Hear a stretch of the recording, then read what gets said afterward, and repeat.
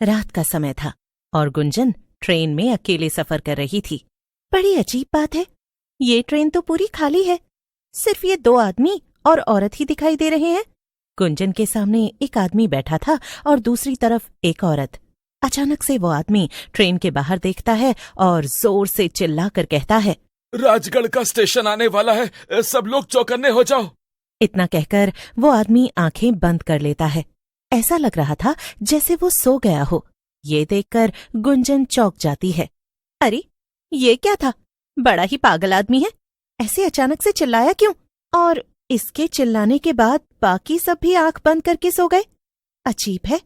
मगर तभी एक औरत की आवाज पूरी ट्रेन में गूंजने लगती है, आ गई, मैं आ गई, भेलपूरी बेचने आ गई। बोलो बोलो, किसे खानी है मेरी लाल लाल चटपटी भेलपूरी? अरे वाह, मुझे तो लगा ही नहीं था इतनी रात गए मुझे ट्रेन में कुछ खाने को मिलेगा। कब से भूख लगी थी, मगर अच्छा ही है ये भेलपूरी वाली आ गई, अभी पैसे निकाल लेती हूँ। गुंजन जैसे ही पर्स में से पैसे निकालने लगती है तो उसके सामने बैठा आदमी आंखें खोलते हुए गुस्से में कहता है, भेलपूरी वाली से कुछ मत लेना, वो भेलपूरी खिलाकर तुम्हें ट्रेन से उठा ले जाएगी। हाँ, भेलपूरी मत खरीदना। वाकई में बड़ा अजीब आदमी है, कैसी बहकी बहकी बातें कर रहा है।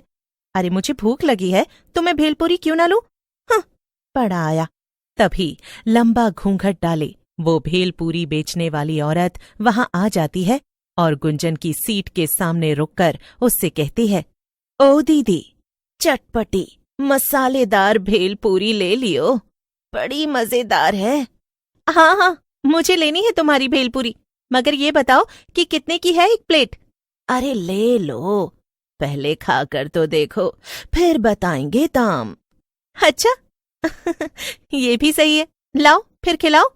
गुंजन औरत के हाथ से भेलपूरी ले लेती है और खाने लगती है। वाह, अरे वाह वाह, क्या भेलपूरी बनाई है, मजा ही आ गया। और ये पागल आदमी मुझसे कह रहा था कि मैं भेलपूरी ना खरीदूं। अच्छा अब बताओ इसके पैसे कितने हुए? लेकिन वो औरत कुछ नहीं कहती, उल्टा जोर जोर से डरावनी हंसी हंसने लगती है।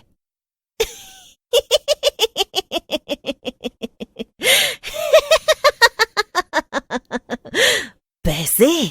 नहीं नहीं, कुछ और लगेगा। ये कहकर वो औरत घूंघट हटाती है। घूंघट के नीचे एक डरावनी चुड़ैल थी। क्या? चुड़ैल? तुम तो एक चुड़ैल हो? हाँ, तो मैंने कब कहा कि मैं माधुरी दीक्षित हूँ, हैं?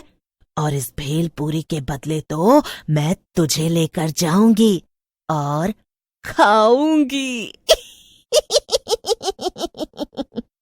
उसके चले जाने के बाद ही वहां बैठे बाकी लोग आंखें खोलते हैं और ट्रेन के बाहर देखने लगते हैं।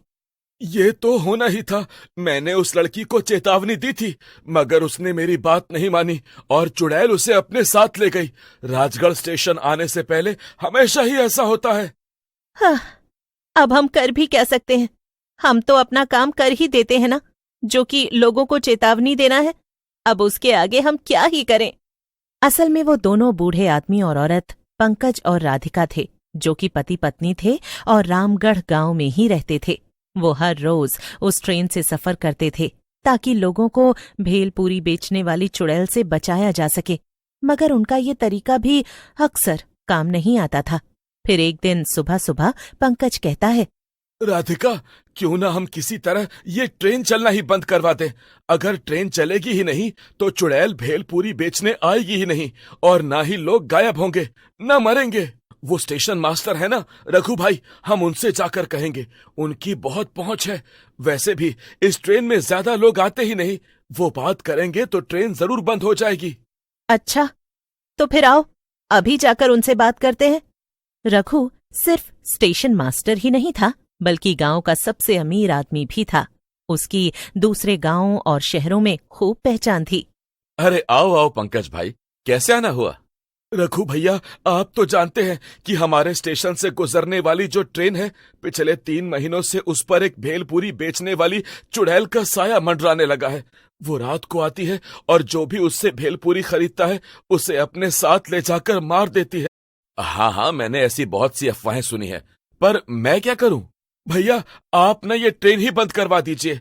ट्रेन बंद हुई तो ना तो भेलपूरी बिकेगी, ना लोग गायब होंगे। क्या? एक चुड़ैल की कहानी के चक्कर में ट्रेन बंद करवा दूं? अरे मैं बड़े साहब लोगों को जाकर ये बोलूंगा तो वो मेरे ऊपर हंसेंगे, समझे? मगर रघु भैया, सच तो यही है ना? जो ना माने उससे ट्रेन में रात में सफर करने को कहिए, फिर वो भी इस पर यकीन कर लेगा और ट्रेन बंद करवा देंगे। बेचारा पंकज उदास होकर वापस अपने घर आ जाता है। कुछ नहीं किया ना रघु भैया ने, मैंने तो पहले ही कहा था। अब आप काम पर जाइए और रात में जल्दी लौट आइएगा, हमें ट्रेन में भी जाना है लोगों को बचाने। रात होते ही पंकज और राधिका फिर से दूसरे गांव के स्टेशन पर पहुंच जाते हैं और अपने गांव जाने वाली ट्रेन में बैठ जाते हैं। राधिका के पास बड़ा झोला था, वो उसे खोलकर पंकज को दिखाती है तो पंकज चौंक जाता है। उस झोले में बहुत सारी भेलपूरी थी। हाँ, जब आप काम पर गए तो मुझे एक आइडिया आया और मैंने खूब सारी भेलपूरी बना ली। अब मैं चुड़ैल से पहले सबको भेलपूरी बेच दूंगी और फिर कोई भी उसकी भेलपूरी खरीदेगा ही नहीं। राधिका खड़ी होकर सबसे कहती है, ले लो, स्वादिष्ट लजीज भेलपूरी ले लो, ऐसी भेलपूरी कभी नहीं खाई होगी। अच्छा, इतनी अच्छी है क्या? लाओ फिर, जरा मुझे भी खिलाओ। ले लो जी, सब लोग लो, सिर्फ 10 रुपए की है। रामगढ़ का स्टेशन आते आते राधिका ट्रेन में बैठे सभी लोगों को भेलपूरी बेच देती है। हाँ, हो गया जी, अब तो आज इनमें से कोई भी और भेलपूरी नहीं खरीदने वाला। तभी पूरी ट्रेन में चुड़ैल की आवाज गूंजने लगती है, ले लो, खट्टी मीठी भेलपूरी ले लो। पंकज जोर से चिल्लाता है, रामगढ़ स्टेशन आने वाला है, कोई भी घूंघट वाली औरत से भेलपूरी मत लेना, सब आंख बंद करके सो जाओ। इतना कहकर पंकज और राधिका आंखें बंद करके बैठ जाते हैं, लेकिन वहां बैठे बाकी लोग ये देखकर दंग थे।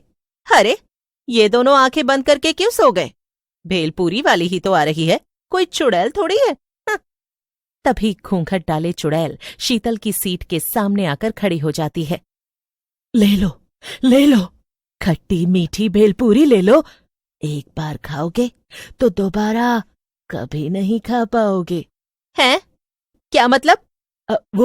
मेरा मतलब, एक बार मेरी भेलपूरी खाओगे तो दोबारा कहीं और से नहीं खाओगे। हाँ, वैसे तो हम पहले ही भेलपूरी खरीद चुके हैं, मगर तुम अपनी भेलपूरी की इतनी तारीफ कर रही हो तो खिला ही दो। हाँ, लीजिए ना। लेकिन चुड़ैल शीतल को भेलपूरी देती इससे पहले ही राधिका बीच में बोल पड़ती है, नहीं, इसकी भेलपूरी मत लो, ये एक चुड़ैल है, ये तुम्हें ले जाएगी। क्या? कुछ भी? मैं सच कह रही हूं, तुमने भेलपूरी खाई तो ये तुम्हें ले जाएगी। अच्छा, मगर मैंने तो तुम्हारी भेलपूरी भी खाई थी, तुम तो मुझे चुड़ैल बनकर अपने साथ नहीं ले गई। देखो, मैं तुम्हें चेतावनी दे रही हूं, इसे मत खाना। शीतल जैसे ही भेलपूरी खाने जाती है, राधिका उसे रोक देती है और उसकी जगह वो चुड़ैल की भेलपूरी खा लेती है। वाह वाह, चलो फिर, अब मेरे साथ मेरा खाना बनने चलो।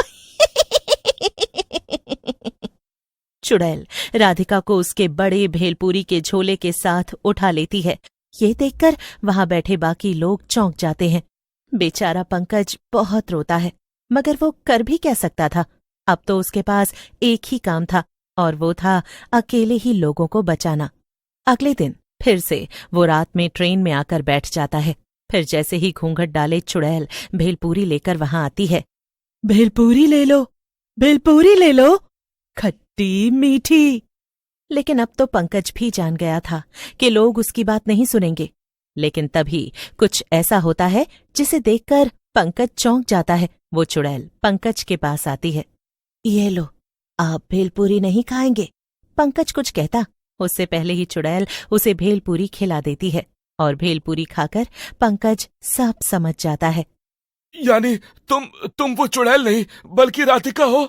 हाँ, लेकिन अब मैं एक चुड़ैल बन चुकी हूँ और जब मैं चुड़ैल बनी तो मैंने उस दुष्ट चुड़ैल को हराकर खत्म कर दिया और उसकी जगह ले ली।